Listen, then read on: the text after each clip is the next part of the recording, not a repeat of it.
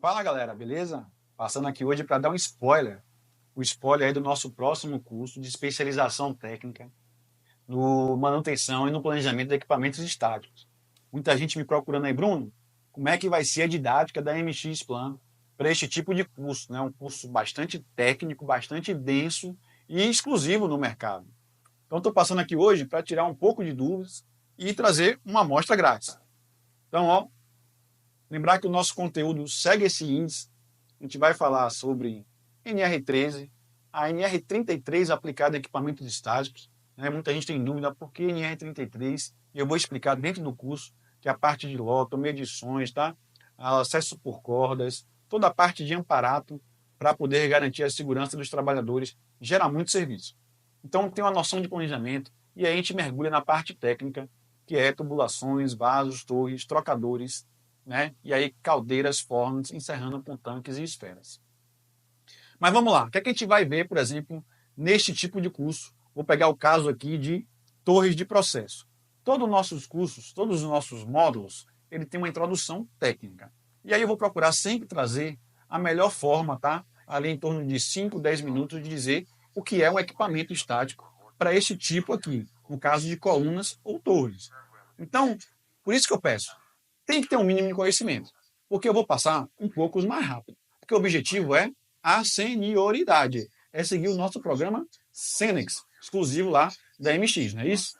Então, dentro da visualização técnica, da introdução, a gente vai ter, né, um videozinho introdutório, falando da parte de processo, como é que é a produção de uma torre, a separação de produtos, sejam por bandeja ou sob por recheios internos, né, que podem ser, né, randômicos ou estruturados. A gente vai ver também, né, as condições que desaparecem na nível de sujeira para cada um tipo desse de separação, né, os borbulhadores aplicados a cada um e muito mais, tá? E aí, logicamente, o que isso acontece do lado externo também, a nível de temperatura, de isolamento térmico, dos apoios, mas isso eu falo um pouco mais para frente. Então a gente vai passar sempre pelo conceito, né? Lembrar sempre que colunas ou torres são vasos e eles precisam ser categorizados, mas isso a gente vai falar lá atrás, no módulo de vasos de pressão. A gente vai falar também, né, do que fala em R13 para inspeção desse tipo de equipamento, logicamente que segue aí, né, o mesmo conceito dos vasos. Muita coisa sobre os componentes, sobre os sobressalentes. Nessa tela você pode ver, ó, é a forma didática que se encontra em livro, que se encontra em catálogo. Mais para frente a gente vai ver como é que vai melhorar. E a gente vai falando sempre da cada sobressalente, das bandejas, os tipos de bandeja, as bandejas versus borbulhadores, tá? Que são as válvulas que fazem, né, a movimentação dos produtos e a divisão dos produtos dentro da torre. Os mainways, né, que são os bocais de acesso, as seções de acesso. A gente vai fazer relações entre desenhos técnicos, como vocês podem ver na tela, versus a realidade. A parte de recheio, como eu falei lá na introdução, como é que eles são randômicos, como é que eles são estruturados, a dificuldade de cada um, né, de estar sendo retirado e sendo montado dentro dos equipamentos, limitadores de leitos, né, para que servem, como são desmontados, montados, a parte de manutenção, quando é necessário troca e muito mais, tá? Distribuidores, ó, uma relação entre um desenho técnico versus um catálogo. E lá na frente você vai ver que vai ter a diferença do conteúdo real, né, do chão de fábrica. Muita dica aí sobre materiais, os percentuais de materiais que a gente pode aplicar, né? E aí é a experiência do chão de fábrica, como eu digo sempre. Qual o percentual de fixadores que a gente compra aí para o interno de uma torre desse tipo de porte, quando é que a gente repara e quando é que a gente substitui, e muito mais. Dicas e mais dicas aí, tá? De como se desmonta, se dá para fazer intercâmbio entre sobressalentes de diversos fabricantes, tá? A gente conhece alguns fornecedores aí de renome no mercado para fabricação desses tipos de internos, e às vezes a gente não acha nenhum, vai ter que achar no outro, ver que o part number são diferentes de cada um, e a gente vai aprender a fazer correlação. Os preparativos, que são obrigatórios antes de a gente fazer a intervenção. Então, sempre a gente vai estar falando aqui de montagem de andaime, de infraestrutura elétrica, de infraestrutura provisória para descarregamento, montagem de andaime para loto, né, que é para o raqueteamento e para o bloqueio de válvulas aí ao longo dos equipamentos e muito mais. Sempre tem um modelo prático, tá? E aí eu vou pegar uma foto de um cliente, tá? Fazer aí uma relação entre a foto do cliente versus um desenho, explicar o loto que é aplicado no conteúdo real, pegar a abertura, ó, e veja, ó, como é que a gente pega um desenho prático, como é que a gente olha para essa BV, como é que seria no campo. Isso aí é para o pessoal que não tem oportunidade, né, de estar vivenciando um dia a dia de fábrica. O que a gente está fazendo? Tirando o conteúdo de lá e colocando no curso. Então, quando a gente olhar para essa BV número 2, a gente está olhando para a realidade, são fotos reais.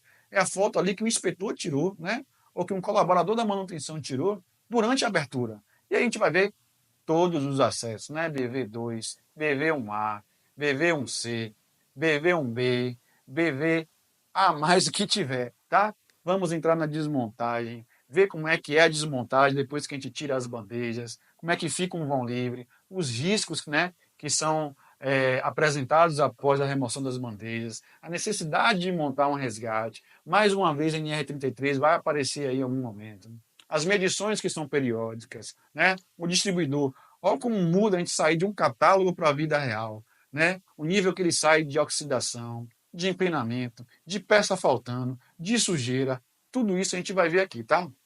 Limitador de leito, como eu falei, ó, a diferença também, né? Muito oxidado, tela saltando, tela furada, tá? A parte de limpeza como é feita, se é manual, se é com hidrojato, se é com hidrojato automatizado, para poder minimizar o risco de pessoas na parte interna, tá? Um pouco sobre descarregamento, como é feito, se é feito de mão, com pá, com vassoura, com caminhão, né? Quais são os preparativos aí? Tem uma calha ali de alumínio, pode ser de plástico, pode ser com lixo adulto. Tem um monte de informação nesse curso, pessoal. Ó, depois que tira todo o produto interno, tira as bandejas, fica um vão livre, mais andame para montar, ó, enxerga outro limitador de leito lá embaixo. Como é que dá a manutenção nesse limitador de leito? Pela parte de fora, pela parte de dentro, tá? Tem muita informação. Muito também conteúdo aí de inspeção. A gente vai progredindo nos ensaios. Eu vou falar um pouco lá dos vasos, né? Os ensaios especiais que a gente vê hoje, A-Scan, B-Scan, TOFED, né? E aí os tradicionais, PM, US, LP, sempre vão estar aparecendo aqui ao longo do conteúdo de inspeção. Tem vídeo também, tá? De um inspetor entrando, de mostrando aí como é que é a primeira abertura, o que é que ele busca lá dentro para estar gerando recomendações de inspeção dentro da intervenção, que são novidades, é um risco que a gente corre. Por isso que a gente vai falar também na parte de materiais aí, né, de sobressalente de contingência, aprender a olhar o estoque. Então tem um inspetor aí acessando, vendo o nível de sujeira e passando para quem está lá fora se preparar, né? Se vai ser com hidrojato, se vai ser manual. Um pouco de lições aprendidas também aí vale muito a pena na hora de abertura para fazer os preparativos e muito mais, tá? E aí a gente vai passar pela parte de carregamento e montagem, que aí segue muito do que eu já falei, tá? E aí é botar tudo que a gente tirou para dentro, agora logicamente com recheio novo, tá? Montando aí a parte das bandejas que já foram limpas no pátio de hidrojato, ou às vezes no próprio campo. A montagem de uma tela nova do limitador de leito, a montagem do distribuidor, como é feita, as dicas de fixação, a parte de união flangeada, né? Os cuidados que a gente deve ter aí, principalmente, né? Na parte enroscada também, para não ter vazamentos internos. Mais um vídeo aí com dados técnicos, com as informações. Né? Olha lá mais uma vez a NR33, a necessidade de resgate, um observador, um supervisor de medição, a necessidade de ter medições frequentes, a dificuldade de se descer, né?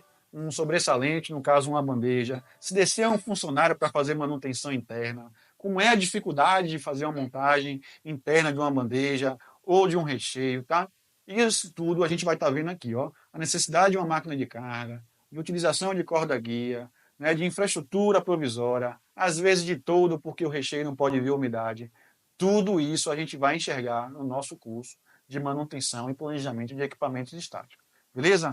E sempre a gente vai encerrar o quê? Com a parte de planejamento. Vou mostrar para vocês um modelo de EAP, né, ou alguns modelos de EAP, e após isso aqui é meter mão no Primavera P6 para praticar, tá? No início a gente vai praticar metendo mão, depois a gente começar a fazer avaliações, e aí dicas, experiência, experiência, experiência. Beleza? Espero que o spoiler tenha ajudado aí para quem tem dúvidas. Faltam poucas vagas. Vejo vocês lá. Um abraço.